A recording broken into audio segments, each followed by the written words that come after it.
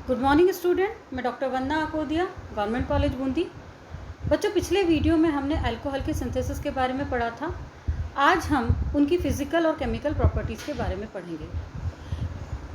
हम जहाँ तक अल्कोहल की फ़िज़िकल प्रॉपर्टीज़ की बात करें तो जो लोअर अल्कोहल्स हैं वो लिक्विड फॉर्म में मिलती हैं और जनरली वो वाटर सॉल्युबल होती हैं, जबकि जो हायर अल्कोहल्स हैं वो रंगीन और ठोस होती हैं। और इनका जैसे जैसे उनका मॉलिक्यूलर वेट बढ़ता जाता है वैसे वैसे उनकी जो सॉल्युबिलिटी है वाटर के अंदर वो डिक्रीज़ होती जाती है, जैसे जैसे उनका मॉलिक्यूलर वेट बढ़ता जाता है। यदि हम उनके बॉइलिंग पॉइंट की बात करें तो अल्कोहल के गलनांक और क्वथनांक बढ़ते जाते हैं। कैसे बढ़ेंगे? जैसे जैसे परमाणु की संख्या बढ़ती जाती है। तो बच्चों, नीचे टेबल के अंदर आप देखेंगे कि मेल्टिंग पॉइंट देखिए आप बढ़ता हुआ जा रहा है, इसी तरह से बॉइलिंग पॉइंट देखिए बढ़ता हुआ जा रहा है, और इसी तरह से आप इसका दोनों को आप कंपेयर कर सकते हैं। अब बात आती है जो इम्पॉर्टेंट फीचर्स होता है वह अल्कोहल के अंदर, तो वो होता है हाइड्रोजन बॉन्डिंग। यानी कि यदि हम अल्कोहल में सॉल्युबिलिटी की बात करें तो हम कह सकते हैं कि इसमें हाइड्रोजन बॉन्ड फॉर्म हो जाता है, इसलिए भी ये सॉल्युबल होते हैं। तो जो हाइड्रोक्सी समूह होते हैं बहुत ज़्यादा ध्रुवीय होने के कारण उनके अंदर बहुत आसानी से हाइड्रोजन बॉन्ड फॉर्म हो जाता है।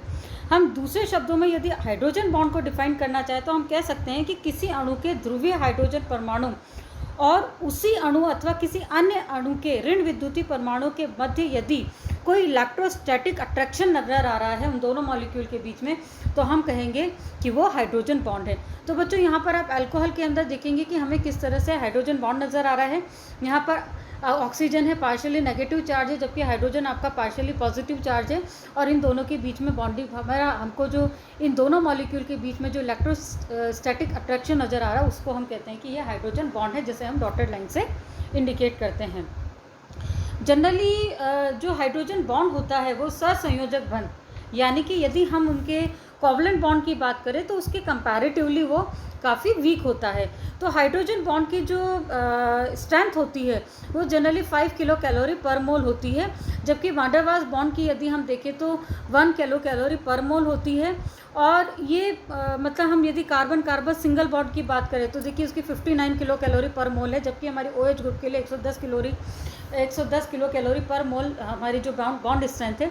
तो हम कह सकते हैं कि जो सहसंयोजक बंध है उसके कंपैरेटिवली हमारा जो हाइड्रोजन बॉन्ड होता है वो वीक होता है। लेकिन यदि हम वान डेर वाल्स बंध की बात करें तो यदि हम वान डेर वाल्स बंध की बात करते हैं तो उसके कंपैरेटिवली वो स्ट्रॉन्ग होता है। यानी कि जो हमारा हाइड्रोजन बंध है वह कोवलेंट बॉन्ड की अपेक्षा कोवलेंट बॉन्ड की से तो वीकर होते हैं, लेकिन वान डेर वाल्स बंध से वो काफ़ी उसकी जो स्ट्रेंथ है वो ज़्यादा होती है।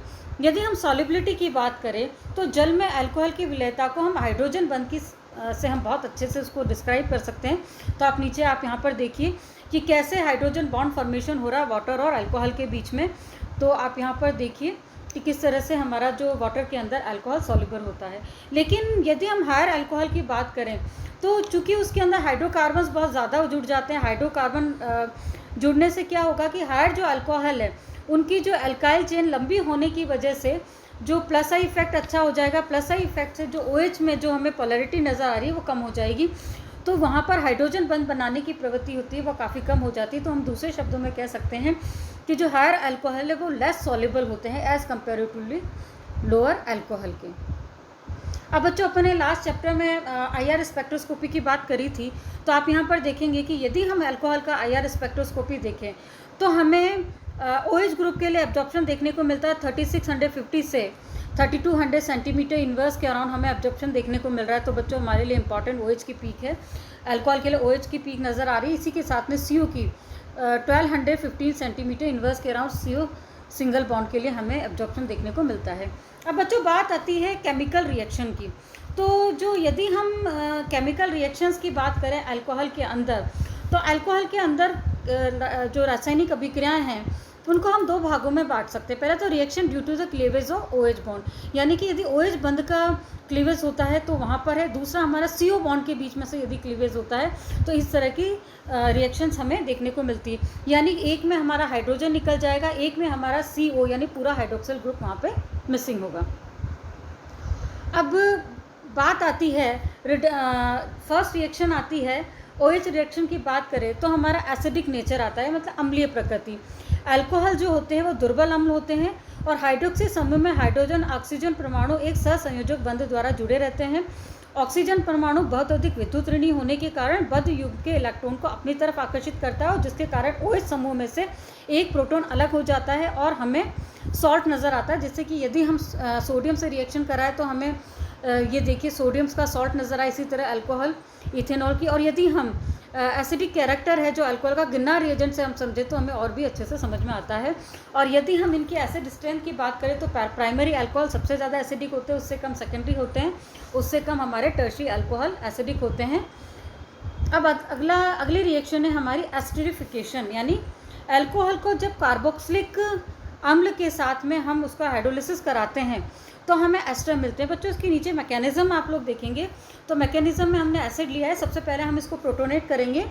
यहाँ देखिए हमने एसिड को प्रोटोनेट करा है तो एक ऑक्सीजन पे यहाँ पे पॉजिटिव चार्ज आ गया क्योंकि यहाँ पे 3 बॉन्ड है, इसने लॉन पेयर ऑफ इलेक्ट्रॉन से हाइड्रोजन से बॉन्ड फॉर्मेशन किया है। अब ये पूरा पॉजिटिव चार्ज इन दोनों ऑक्सीजन के बीच में हमें दिखाई दे रहा है। अब यहाँ पर हमारा अल्कोहल मॉलिक्यूल यहाँ पर अटैक करेगा और इस कार्बोकेटायन पर अटैक करेगा और यहाँ पर आप ये देखिए कि इस कार्बोकेटायन पर अटैक करने के बाद में हमारे एक ही कार्बन पर 2 OH ग्रुप जुड़ गए हैं और इसके साथ OR ग्रुप है। अब क्या होगा, यहाँ पर एक वाटर मॉलिक्यूल यहाँ से निकल जाएगा और हमें एस्टर यहाँ पर एज ए फाइनल प्रोडक्ट के रूप में देखने को मिलता है। अब जो उपयुक्त अभिक्रिया है उसमें एस्टरीकरण जो है उसमें अल्कोहल का OH बंध टूटता है या CO का बंध टूटता है, तो इसको हम आइसोटोपिक लेबलिंग के बहुत आसानी से समझ सकते हैं। तो हमने यहाँ पर जो एसिड लिया है सिंपल, लेकिन जो हमने अल्कोहल यूज़ किया है उसमें ऑक्सीजन 18 को हमने यहाँ पर यूज़ किया है। तो जब हम ऑक्सीजन 18 को हमने यूज़ किया तो हमें ये पता लगता है कि जो क्लीवेज होता है अल्कोहल के OH बॉन्ड के बीच में होता है और जो हमारा एस्टर होता है उसमें हमारा ऑक्सीजन है वो आइसोटोप के रूप में हमें वहाँ नज़र आता है। तो हम कह सकते हैं कि जो क्लीवेज है वो हमारा अल्कोहल के हाइड्रोजन बॉन्ड से OH बॉन्ड के बीच में होता है। अगली रिएक्शन है हमारी एस्टर फॉर्मेशन। यदि सोडियम सॉल्ट और अल्कोहल की रिएक्शन यदि हम कराएं, जैसे सोडियम सॉल्ट अल्कोहल की रिएक्शन कराने पर हमें अल्कोक्साइड मिलता है, सोडियम अल्कोक्साइड मिलता है, जिसकी हम CH3 से रिएक्शन कराने पर हमें ईथर मिलता है। अगली रिएक्शन है एसिटिल क्लोराइड और एनहाइड्राइड का सिंथेसिस। यदि हम अल्कोहल की एसिटिक एनहाइड्राइड और एसिटिल क्लोराइड से रिएक्शन कराते हैं तो बच्चों हमें यहाँ पर एस्टर मिलता है। इसी तरह फॉर्मेशन ऑफ सल्फोनेट, यदि हम अल्काइल सल्फोनेट की रिएक्शन अल्कोहल से करवाते हैं पिरिडीन की प्रेजेंस में तो आप देखिए कि यहाँ पर हमें सल्फोनाइल क्लोराइड का alkyl sulfonyl chloride as a final product के रूप में मिलता है। नीचे देखिए हमने R ग्रुप को यहाँ पर पैराटाइलोडिन सल्फोनाइल क्लोराइड से है इसकी रिएक्शन करा रहे हैं तो हमें यहाँ पर इथाइल पैराटोलुइन सल्फोनेट हमें एज ए फाइनल प्रोडक्ट के रूप में देखने को मिलता है। अगली रिएक्शन है CO बॉन्ड का cleavage, reaction with hydrogen halide. अब यदि हम हाइड्रोजन हैलाइड से इनकी रिएक्शन करवाएं तो हाइड्रोजन हैलाइड से रिएक्शन करवाने पर क्या होगा कि अल्कोहल हाइड्रोजन हैलाइड के साथ रिएक्शन करेगा और हमें क्या देता है, अल्काइल हैलाइड देता है। यदि हम हाइड्रोजन हैलाइड की रिएक्टिविटी देखें तो HI सबसे ज़्यादा रिएक्टिव होगा, उससे कम HBr, उससे कम HCl होता है। इसी तरह से यदि हम अल्कोहल की रिएक्टिविटी देखें तो टर्शियरी सबसे ज़्यादा, सेकेंडरी उससे कम, प्राइमरी सबसे कम होता है। और जितने भी यदि हम मैकेनिज्म की बात करें या डिफरेंस देखना चाहें तो जो ल्यूकस परीक्षण है अल्कोहल का तो उसके आधार पर हम इसकी प्रकृति को अच्छे से समझ सकते हैं। तो फर्स्ट बच्चों हम SN1 रिएक्शन की बात करते हैं। SN1 रिएक्शन की हम हाइड्रोजन हैलाइड से रिएक्शन करा रहे हैं तो हमें यहाँ पर कार्बोकेटायन मिलता है जिसमें हमें अल्काइल हैलाइड हमें फाइनल प्रोडक्ट के रूप में मिलता है। यदि हम SN2 की मैकेनिज्म देखें तो सबसे पहले हमारा प्रोटॉन जाएगा, इसको प्रोटोनेट करेगा और यहाँ से वाटर मॉलिक्यूल निकलेगा, कार्बोकेटायन बनेगा और यहाँ पे दूसरी तरफ से इस तरह से हमें ट्रांजिशन स्टेट देखने को मिल रही है और ये हमारा फास्ट स्टेप होता है, ये हमारा स्लो स्टेप होता है जो कि हमारा हमेशा रेट डिटर्मिंग स्टेप कहलाता है। अगली रिएक्शन है रिएक्शन विथ फास्फोरस हैलाइड, यानी PCl5 से यदि हम रिएक्शन कराएं तो हमें अल्काइल हैलाइड मिलता है। इसी तरह से बच्चों SOCl2 या SOBr2 से भी यदि हम रिएक्शन कराएं तो भी हमें यहाँ पर अल्काइल हैलाइड ही एज अ फाइनल प्रोडक्ट के रूप में देखने को मिलता है। अगली रिएक्शन है डिहाइड्रेशन। यदि अल्कोहल को यदि हम हीट करें H2SO4 या और एल्यूमिना की प्रेजेंस में यदि हम हीट करते हैं तो हमें यहाँ पर एल्कीन मिलती है।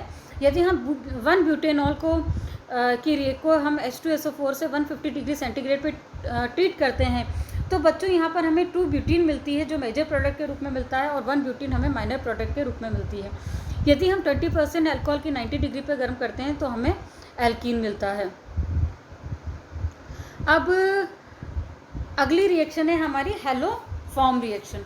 हैलोफॉर्म रिएक्शन क्या होती है बच्चों? अल्कोहल जिनमें CH3CHOH ग्रुप हो। कौन सा ग्रुप हो? CH3CHOH ग्रुप जुड़ा हुआ हो। तो यदि हम उसकी क्षार की उपस्थिति में रासायनिक अभिक्रियाएं करवाते हैं तो हमें क्या मिलता है? हमें हैलोफॉर्म मिलता है। हैलोफॉर्म रिएक्शन कहते हैं। अब आप यहाँ पर देखिए, हमने इथेनॉल लिया है जिसकी क्लोरीन से रिएक्शन करा रहे हैं। हमने यहाँ पर एक्टिव ऑक्सीजन लिया है। सबसे पहले इसका ऑक्सीडेशन होकर हमारा देखिए CHO ग्रुप मिलता है, हमें एल्डिहाइड में कन्वर्ट होता है। उसके बाद में हम इसकी रिएक्शन कराते हैं तो यहाँ पर तीनों हाइड्रोजन रिप्लेस होकर CH3CCHO ग्रुप मिलता है, जिसको हम NOH से ट्रीट करने पर हमें यहाँ पे एज ए फाइनल प्रोडक्ट के रूप में क्लोरोफॉर्म मिलता है। इसी तरह से यदि हम 2 प्रोपेनॉल से रिएक्शन कराएं तो वहीं CH2 ऑक्सीजन, एक्टिव ऑक्सीजन की प्रेजेंस में सबसे पहले ये हमारा अल्कोहल से कीटोन में ऑक्सीडाइज होगा। उसके बाद यदि हम क्लोरीन से रिएक्शन कराते हैं तो CH3 ग्रुप के तीनों हाइड्रोजन यहाँ पे रिप्लेस होकर Cl3 में कन्वर्ट हो जाते हैं, रिप्लेस हो जाएगा। Cl3 यहाँ पे H3 को रिप्लेस कर देता है, और NOH से रिएक्शन कराने पर भी हमें यहाँ पर क्लोरोफॉर्म मिलती है। अब अगली रिएक्शन आती है बच्चों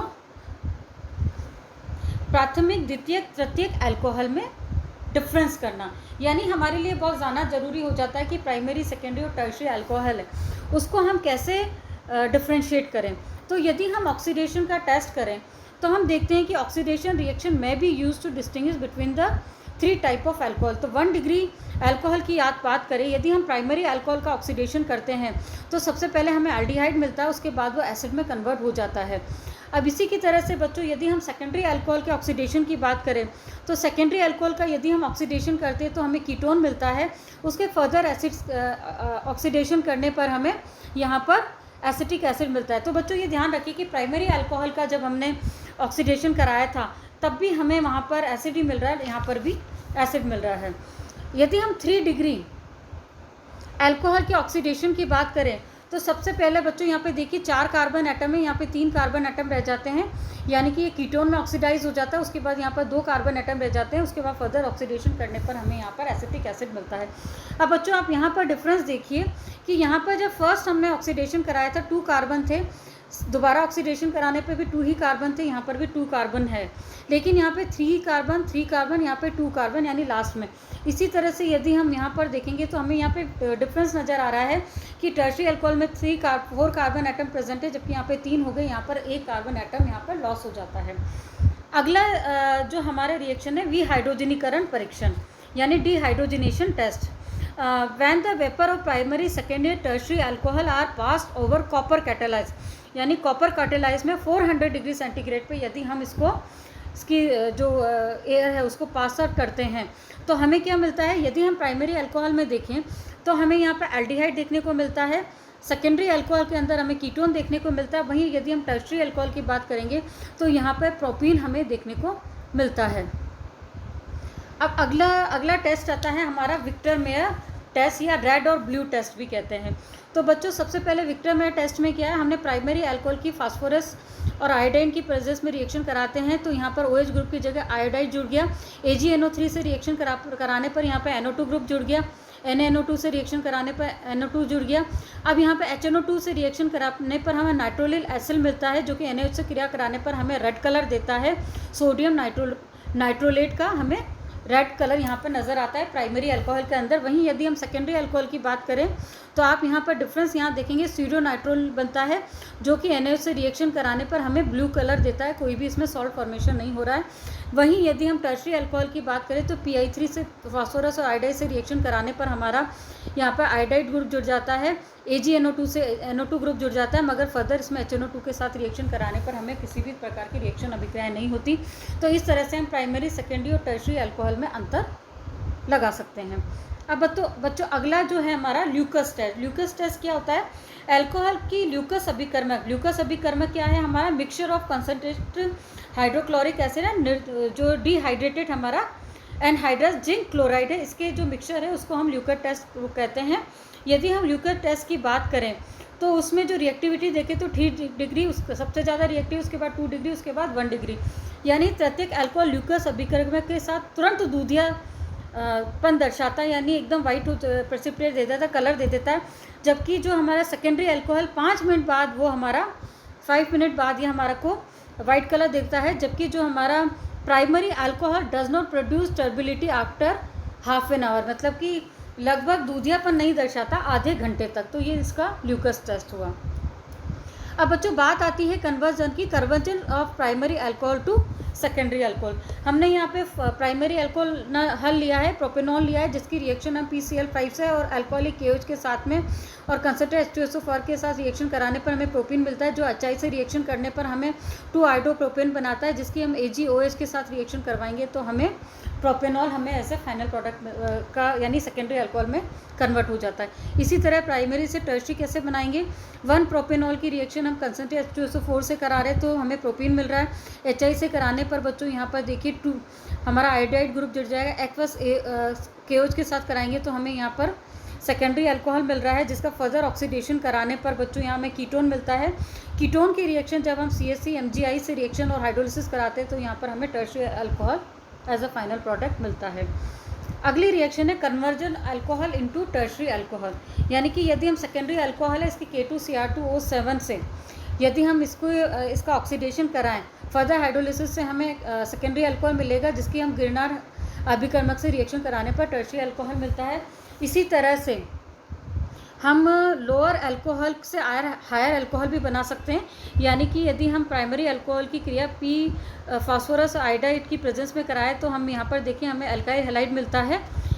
अल्काइल हैलाइड की हम KCN से रिएक्शन कराते हैं तो फर्स्ट स्टेप में यदि हम इसकी OH से रिएक्शन कराते हैं तो हमें एसिड मिलता है, जिसकी लिथियम एल्यूमिनियम हाइड्रेट से रिएक्शन कराने पर हमें प्राइमरी अल्कोहल हायर अल्कोहल यानी 1 कार्बन बढ़ावा मिलता है। इसी तरह से यदि सेकंड फेज में यदि सोडियम और इथेनॉल की प्रेजेंस में इसका रिडक्शन कराए तो हमें अमीन मिलता है, जिसकी कि HNO2 के साथ रिएक्शन कराने पर हमें अल्कोहल प्राइमरी अल्कोहल देखने को मिलता है। अब है कन्वर्जन और higher alcohol into lower alcohol. अब प्राइमरी अल्कोहल का ऑक्सीडेशन कराया तो एल्डिहाइड में कन्वर्ट हुआ, एल्डिहाइड्स का ऑक्सीडेशन से एसिड में, फिर हमारा सॉल्ट बनाया, NaOH सोडा लाइम के साथ रिएक्शन कराने पर एल्केन बना, जिसके Cl2 के साथ रिएक्शन कराई और ये हमारा एक कार्बन कम वाला अल्कोहल मिला। इसी तरह से फर्दर ऑक्सीडेशन कराया, सेकंड देखिए मेथड, फिर एल्डिहाइड बना, फिर एसिड में कन्वर्ट हुआ, फिर अमोनिया से रिएक्शन कराने पर क्वाटनरी अमोनियम सॉल्ट बना, जिसका कोई हीट करने पर हमें अमाइड मिला। Br2 के और KOH यानी से रिएक्शन यानी हाफमान ब्रोमाइड रिएक्शन है बच्चों। ये हाफमान ब्रोमाइड रिएक्शन से प्राइमरी अमीन बना, जिसकी NaCl से रिएक्शन कराने पर हमें अल्काइल हैलाइड मिला, जिसको NaOH से हाइड्रोलिसिस कराने पर हमें प्राइमरी अल्कोहल मिला। इसमें भी हमारा 1 कम कार्बन एटम वाला। तो बच्चों आज हमने अल्कोहल की केमिकल रिएक्शन और फिजिकल प्रॉपर्टीज़ के बारे में पढ़ा।